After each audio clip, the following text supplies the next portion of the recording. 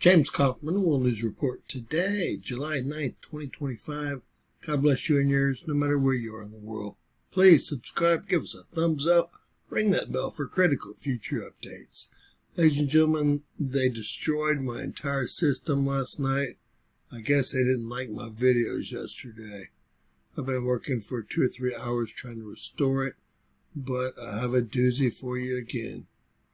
All right, let's take a look first at our KP index for the day. We can see it's a very quiet day.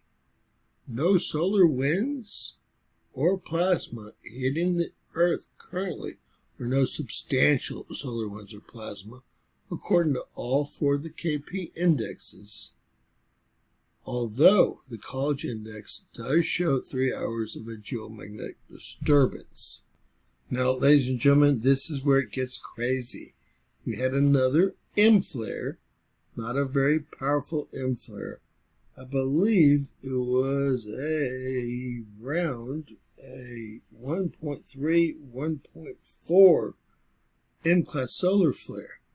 The strange thing is it peaked at the exact same time as our larger solar flare that we had yesterday.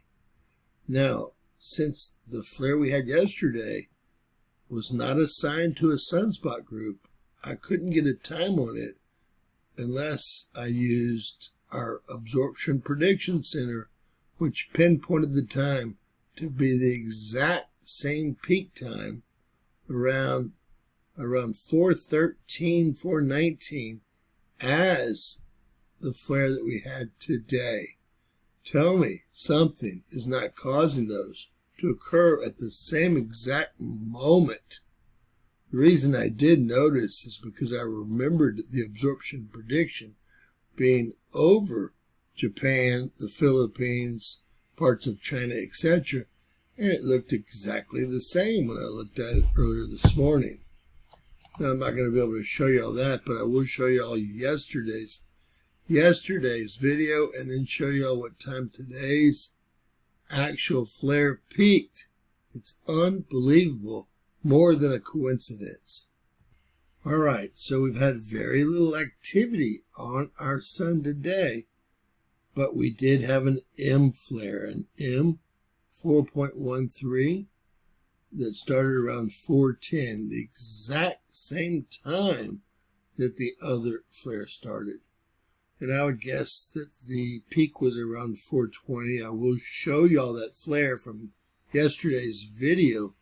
Although it wasn't assigned to a sunspot group, it was generated by sunspot group 4136, which is now named. And by the orange color, you can tell it's a beta gamma sunspot group. Not yet fully complex, not a delta sunspot group yet. Today we have a 1% chance of having an X-class solar flare, a 35% chance of having an M-class solar flare. I think that should be increased. And we're running a strong C baseline again. So yesterday we had the M2.48 solar flare that was generated by sunspot group 4136 prior to it being named, as it was coming around the limb to become Earth-facing very shortly. Today, we had an M1.34 at the exact same time and over the exact same part of the world as the flare from yesterday. And since that sunspot has been named now, well, we can see it's now 4136. Although we could have guessed that. And here is the solar flare from yesterday, just so you know I have the receipts. 4:12, it ends up dissipating around 4:25. Unbelievable, the same exact minutes as what occurred yesterday. If anyone can help me figure out why that might be, it'd be greatly appreciated in the comments below. Over to HMI intensigram, we see 4136, which has really moved a little bit further to the east. This is actually the east. and will become more Earth-facing every day. We also have 4135 that was just named. We have a total of 6 Earth-facing sunspots, with 4125 actually going around the far limb. And 4136 should be colored in orange, although they still have it as a simple sunspot. It's actually a beta-gamma sunspot at this point. Heading over to our GOES, Solar Ultraviolet Imager, GOES 19, at 195 angstroms, we can see how many active sunspots we have coming around the limb. This is the sunspot giving us all the trouble, but we seem to have a lot of activity coming around the limb. NASA and NOAA have also warned about this coronal hole causing a geomagnetic storm within a few days. So that's what our star looks like today, this moment. Now we could call the fact that the 2 M-class solar flares that occurred at the same moment at 4:10 UTC time a coincidence, but I don't believe in coincidences. Something must have caused that to occur at the exact same time after not seeing an M flare for several weeks.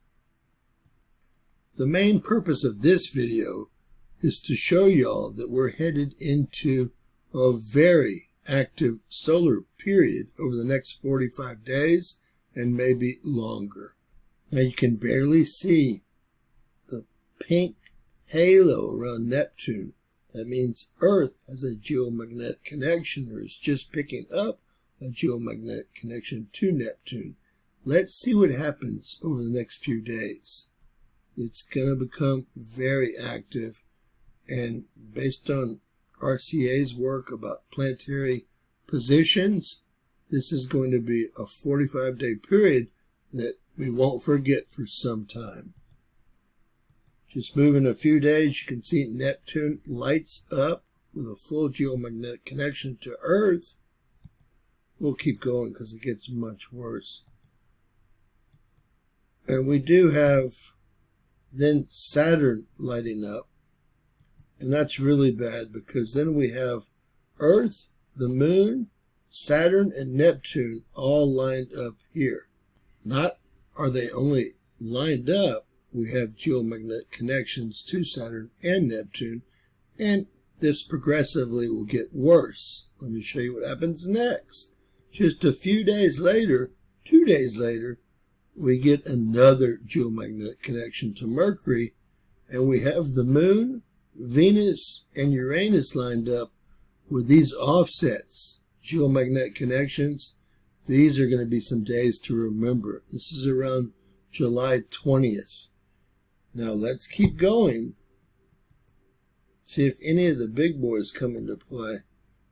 Now, once we see Earth, the Moon, Mercury, and the Sun lined up, and these 2 geomagnetic connections to the gas giants, we're in even more trouble. I don't know if it's going to let us go much further, but these are going to be hectic days, and that covers the month of July. So that's going to start in about a day or 2.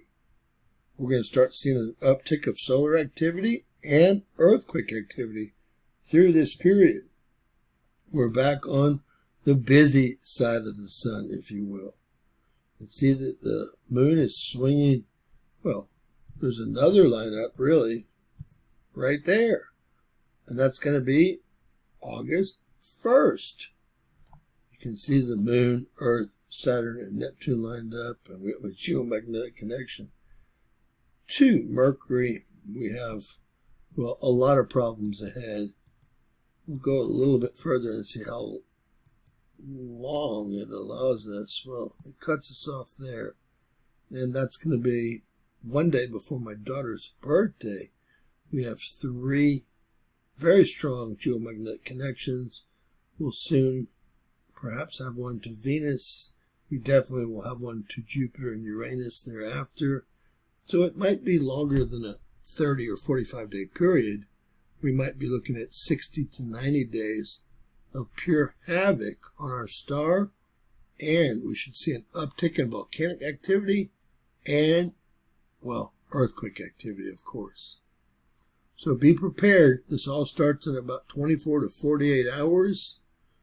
And as you will see, planetary positions mean everything when we're talking about solar flares. God bless. Please share, subscribe, and always remember, anything's possible in Bizarro World.